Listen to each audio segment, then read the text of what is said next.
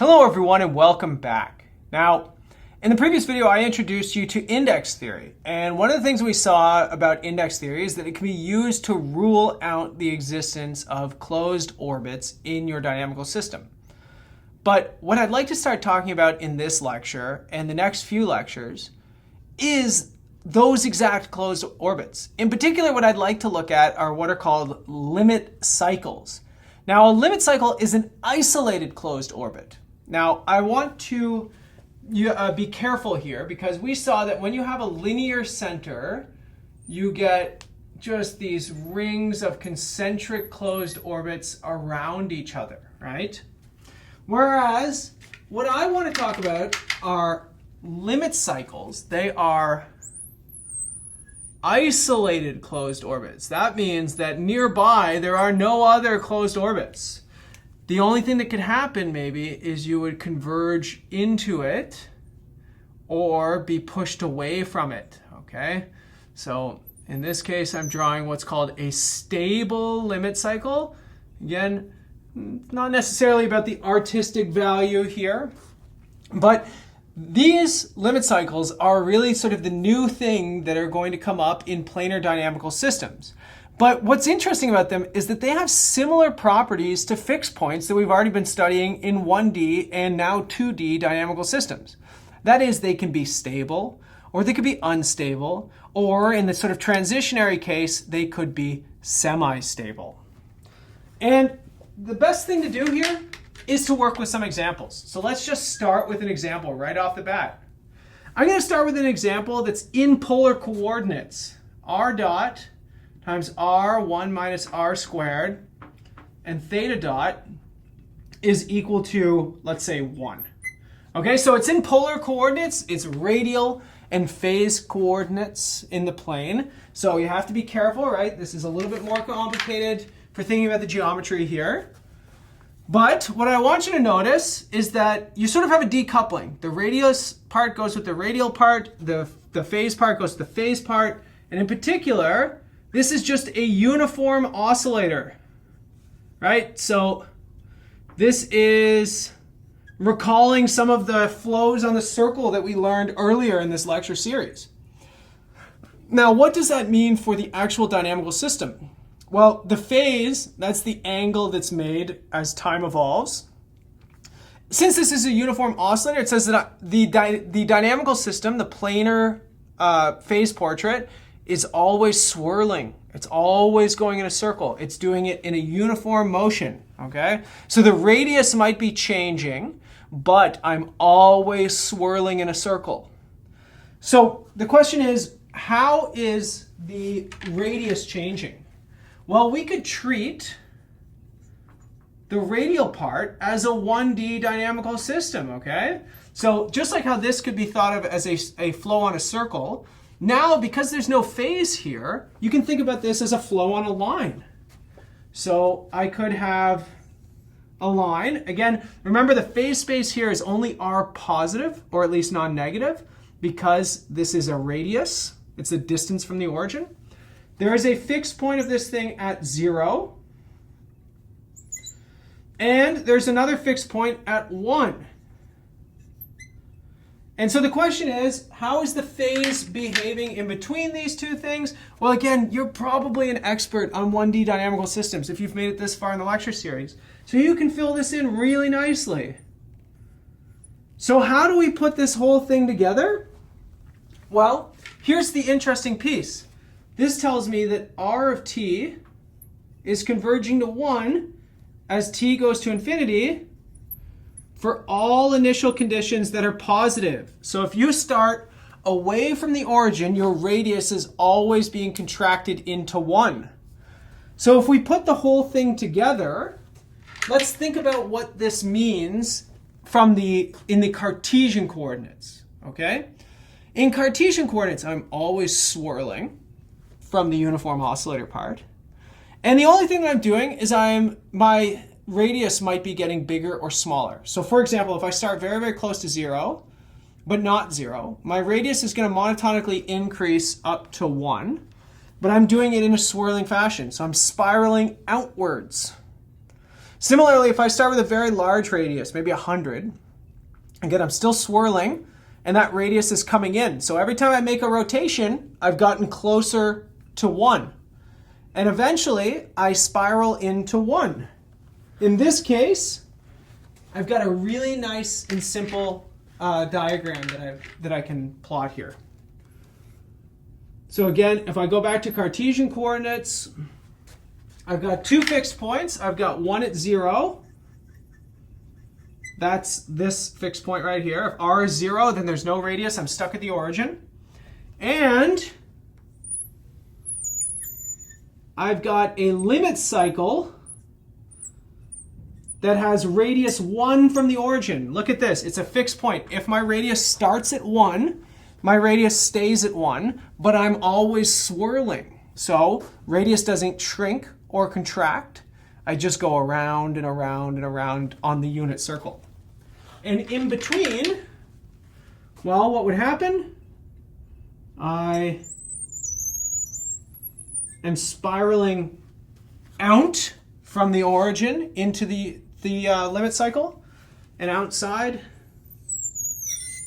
I'm spiraling into the limit cycle. Okay, so take a look at this. Stability in the 1D radial variable translates to stability of the limit cycle, right? Because the radius is always getting contracted down to that constant radius of 1, this manifests itself as stability in the dynamical system. The only difference here now is that you have this uniform oscillator that's swirling you around, okay? So that's an example of a limit cycle, right? It's a very, very simple example. And it turns out that one of the better ways to analyze limit cycles is through polar coordinates. Now, this shouldn't be a crazy proposition to you, right? Because limit cycles, they're circles in some sense, right? They're closed, they're closed curves in the plane. And so sometimes these things are better described using different coordinate systems in the plane. In this case, just simple polar coordinates. Now, I want to do one more example of a system that has a limit cycle. And this one is much more complicated. But I want to show you, give you a little taste of where these things come up. And in the next couple lectures, we're really going to sort of dive deep into the theory here. But in this case, I want to work on what's called the van der Pol oscillator. So I love the van der Pol oscillator. It's one of my favorite dynamical systems. In fact, when I was doing my master's research, I did my master's research on the van der Pol oscillator. I was looking at a forced version of this thing. But we're going to just look at a very, very simple, the original van der Pol oscillator. So here we have x squared minus 1, times x dot plus x is equal to 0. Now, this thing in the middle here is a nonlinear damping term. So nonlinear damping. Now, mu is a damping coefficient. Now, let's just look at this for a second without any damping. So if mu is 0, this whole middle term disappears, and I get a harmonic oscillator. This is the mass on the spring that we saw, many lectures ago. Now, what the damping does is it gives a sort of friction in the system, but it does it in a very nonlinear way. Look at, if x is smaller than 1, then this thing here is positive. And actually what's happening is I'm exciting the system, okay? So my damping is not like a regular friction that you would have. It's saying that if the values of x are small, it's being pushed up, it's being excited. I'm sort of pumping energy into the system. But if x is very, very large, this becomes positive, and then I am pulling down on the system, right? So this becomes a friction term. Now, sometimes it's easier to sort of look at this thing in terms of a damped harmonic oscillator. So just like what I said, so minus mu x squared minus 1 x dot. Right? If there's no x squared minus 1 in here, this would just be a friction term. It would be a really, really simple thing. But again, look at, if x is really, really large, this thing is negative. It's the friction term. It's pulling you inwards. But if x is small, this thing is this thing is negative, the whole thing is positive, and you're being excited, okay? So now, even without doing any math, you probably have some understanding of what might be going on in here, right? If the things are small, you're being pushed out, but if it gets too excited, you're being damped back in. And so you have this sort of push and pull that's happening in the van der Pol oscillator, okay? And what that is going to manifest itself in is the existence of a periodic orbit or of a limit cycle, okay? There's this sort of Goldilocks zone where the push out is balancing the pull in, and you sort of ride a nice limit cycle going around this thing. Now the question is, how do you do this? Well, there's a clever trick, okay?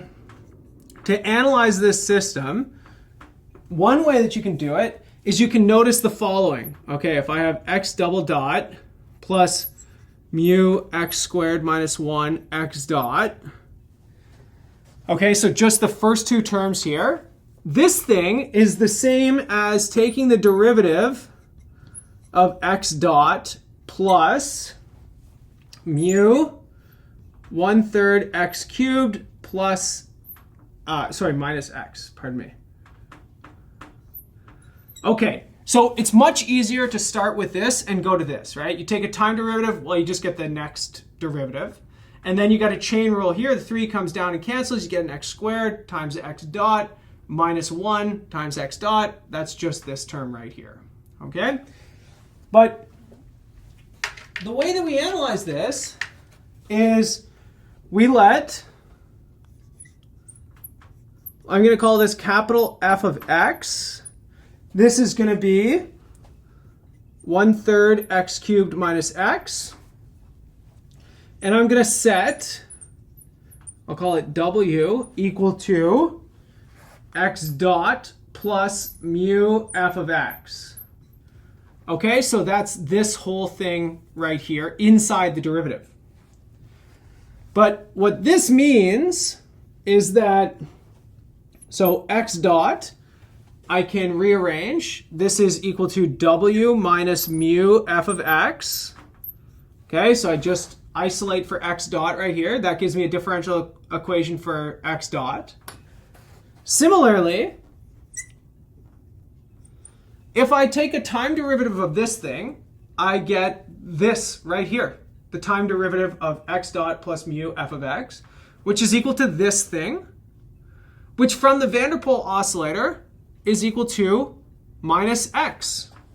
So I get minus x right here. So it's one way to recast this thing as a system of first order equations. Okay, so yeah, I have two variables, w and x. And what I'd like to do actually is I'd like to introduce one more change of variable. So now let's set y equal to w over mu. And what this gives you is a two-dimensional dynamical system, which I'm going to write like this. X dot is equal to, now w is mu times y. That means I get a mu in both terms, so I'm going to factor it out. Mu and then y minus f of x. And then y dot is equal to minus 1 over mu times x. Okay?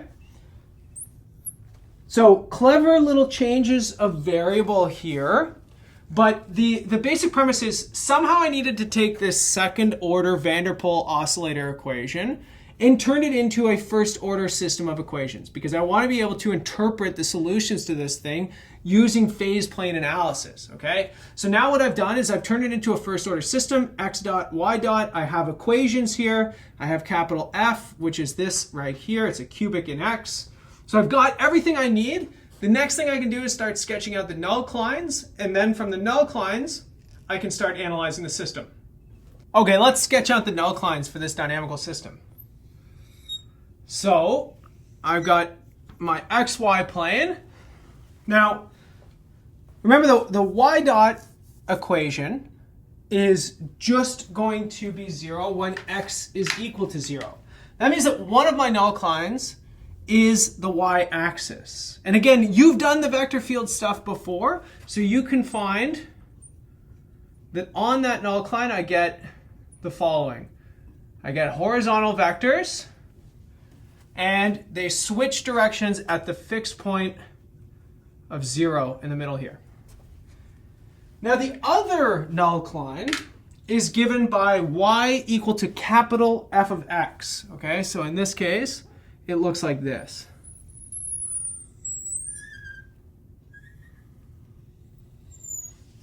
This is y, I'll bring that down so you can see it on the screen. Y is equal to capital F of x, which I remind you is 1/3 x cubed minus x. Okay? And similarly, on this thing, you can compute up what the vectors look like pointing down on this right portion of it. And they're pointing up on the left portion. So that's my null lines. So the first thing I want you to notice is the stability of the fixed point here. Okay? So you can kind of see a swirling here. Now, what is not immediately clear here is whether or not the fixed point at 0 is stable or not.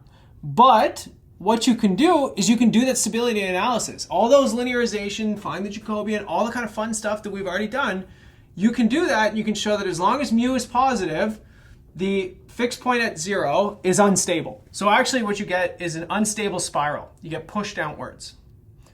So now the question is, what happens as you get pushed down? Where do you wind up? Now, what I want you to see here is something kind of interesting. You can see the swirling in the diagram, okay? So it looks like, if you just ride the arrows for a second, you would take an arrow here, you would fly up to this line, you get pushed up, and then eventually the damping would take over and it would pull you in, right? So inside, the arrows in here are going to eventually sort of bring you back around this way. You get pushed over, you get down, and you get the same thing. You eventually get thrown over to this axis again. So you get this kind of swirling in the vector field, okay? Similar to the swirling that we saw with the polar coordinates, but in this case it's much harder to understand, right? This is not immediately obvious in any way, shape, or form. But it turns out that there's one regime where you can get some answers here.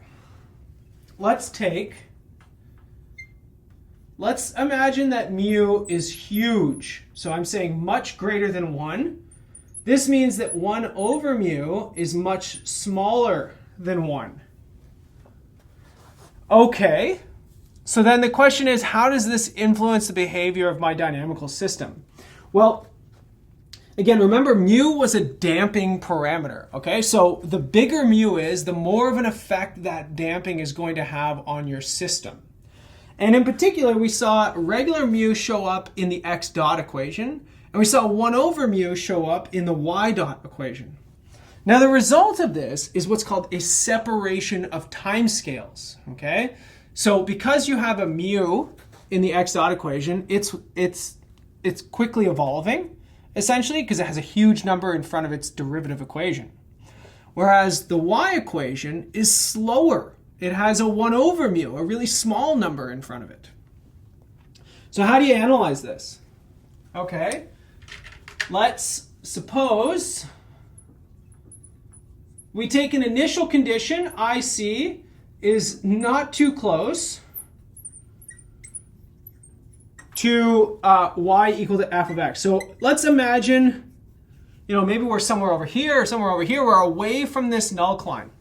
And what that would mean, we could actually do this as y equal to this, y minus f of x. Well, this would be like an order 1 term, for example. Okay, so it's not too big, it's not too small, it's just kind of there, right? So it's not 0 because we're not on it.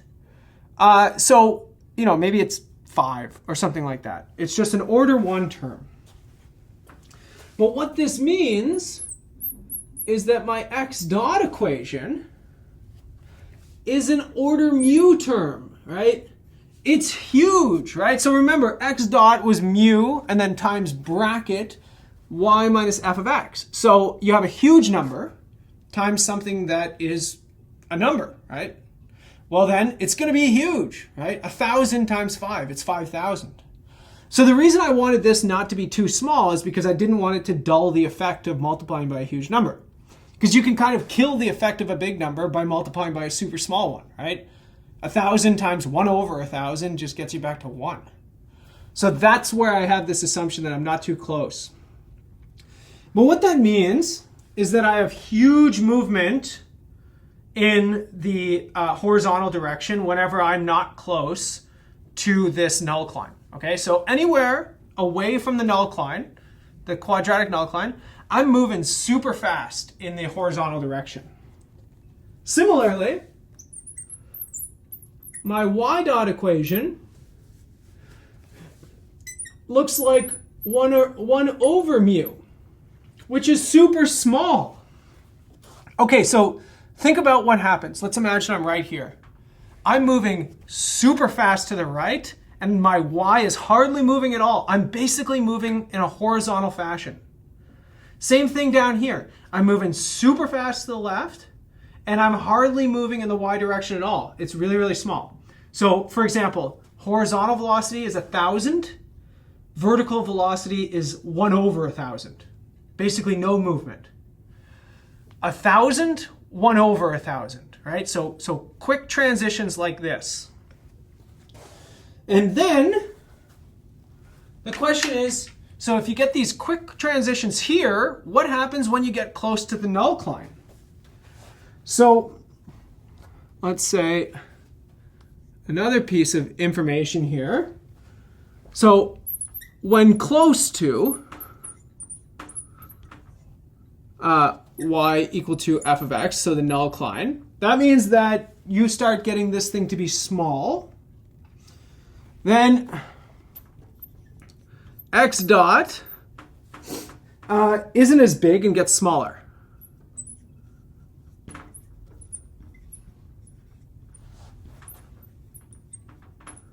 So what do I mean by this?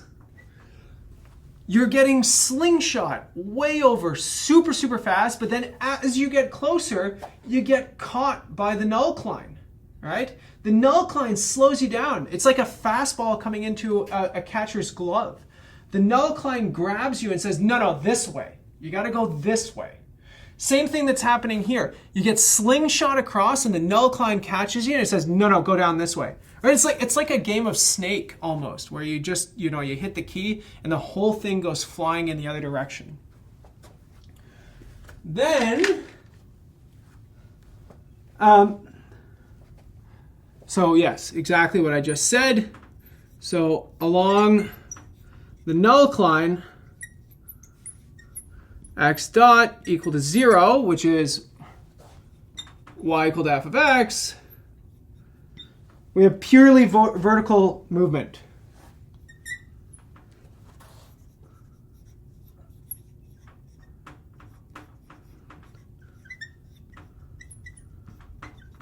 And it's super slow.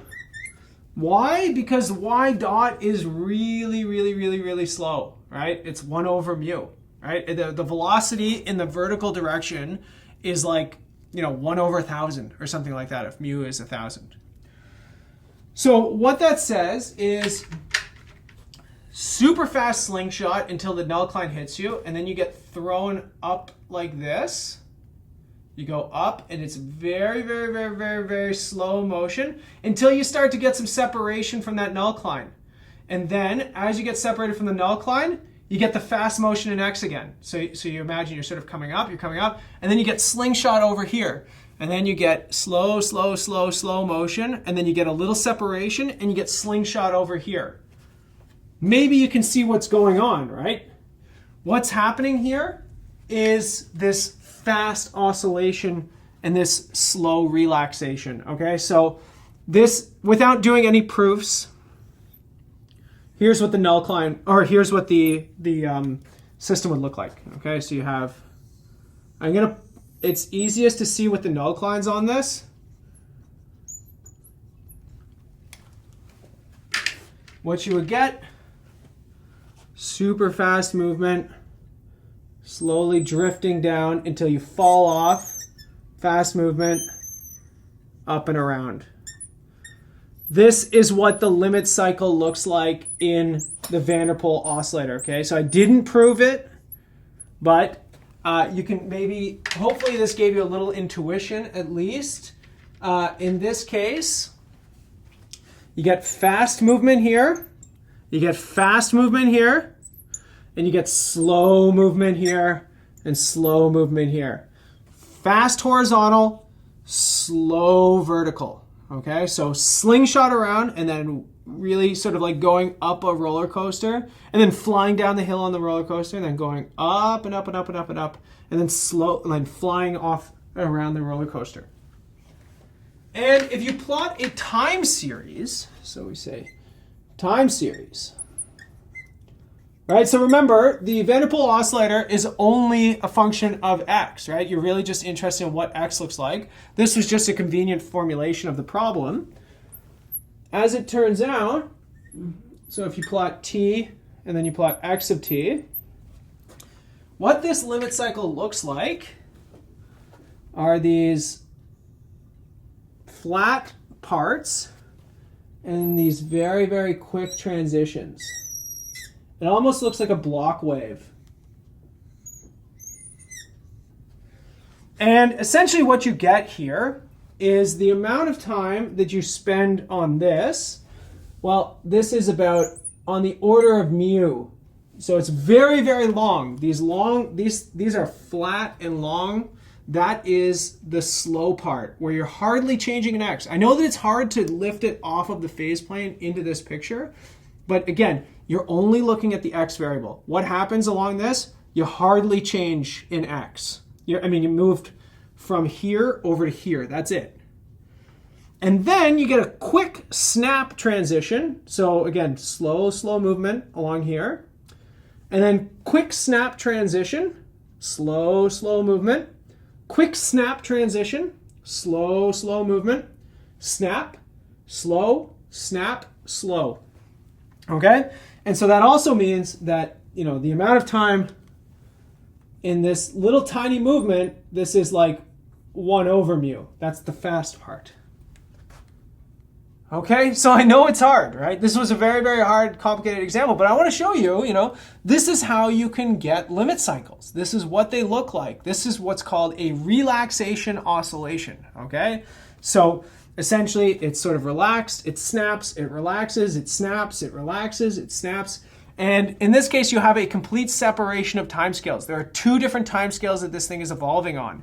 One is a very long timescale where it's flat, right? The slow part. And then one is a very short time scale. It's a fast motion. So again, take mu equal to 1,000. You're here for about 1,000 time units. And then in about 1 over 1,000 time units, you quickly snap up. Right? So you blink and you miss it. And the next thing you know, it's sort of baselined up here for 1,000 seconds, maybe. Then it flips in 1,000 seconds. And then it flips in 1,000 seconds. Very, very complicated oscillation here. Now the cool thing about this is you can actually build a Van der Pol oscillator as an electrical circuit. So James Gleick talks about this in his book on chaos. It's a popular book meant for a general audience. I highly recommend reading it. It's a fun read. But I had heard that after James Gleick wrote this, somebody actually mailed him a Van der Pol oscillator that he could, listen, or that he could reproduce these relaxation oscillations as the electrical current. So in this case, X would be the electrical current that's running through the system, and you can see these sort of snaps if you have an oscilloscope, for example. So I highly recommend, once you're done this video, go read up about the Van der Pol oscillator. It's one of the coolest dynamical systems that's relatively simple, that exhibits these really, really complicated relaxation oscillations. Okay, when we come back in the next video, I'm going to tell you all the ways that you can show that there is no periodic orbit in a dynamical system. I'll see you in the next video, everyone.